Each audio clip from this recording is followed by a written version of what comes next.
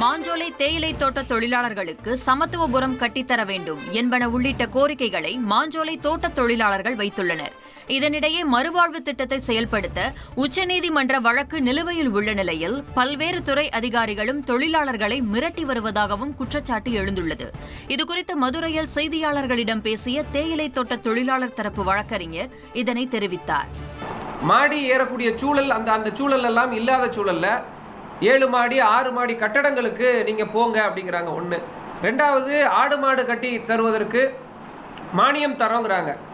இந்த அடுக்குமாடி குடியிருப்புகளில் போய் ஆடு மாடை எங்கே கட்டுறது? இந்த மாதிரி சிக்கல் இருக்குது. அதே மாதிரி ஆடு மாடு வளர்ப்பதற்கே அங்கே எந்த திட்டமும் எந்த அனுபவம் இல்லாத மக்கள். ஸோ மாற்று திட்டம் என்பது இதுவாக இருக்க முடியாது. இதே நேரத்தில் கூடுதலாக நாங்கள் என்ன உச்சநீதிமன்றத்தில் கேட்டிருக்கோம்னா, எங்களுக்கு இதனால் ஒரு மாற்று என்ன வேணும்னா சமத்துவபுரம்.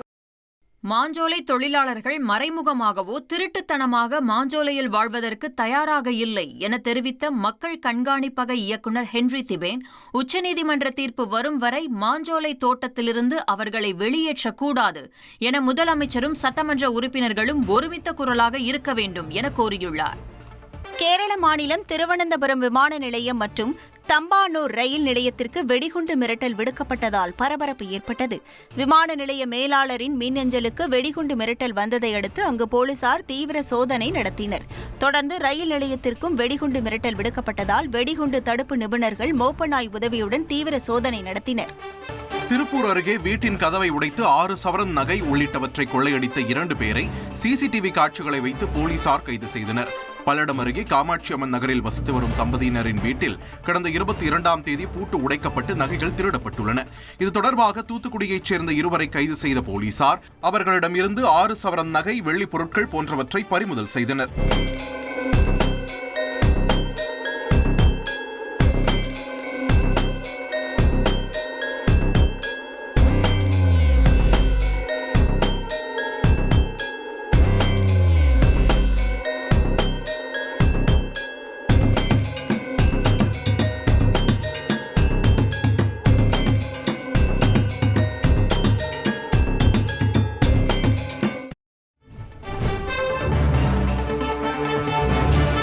இந்திய சினிமாவுக்கு பெருமை சேர்க்கும் தருணத்தில் சத்யஜித் ரே திரைப்படம் மற்றும் தொலைக்காட்சி நிறுவனத்தின் மாணவரின் திரைப்படமான a doll made up of clay 78வது கேன்ஸ் திரைப்பட விழாவின் மதிப்புமிக்க கல்லூரி மாணவர்கள் பிரிவில் அதிகாரப்பூர்வமாக தேர்வாகியுள்ளது.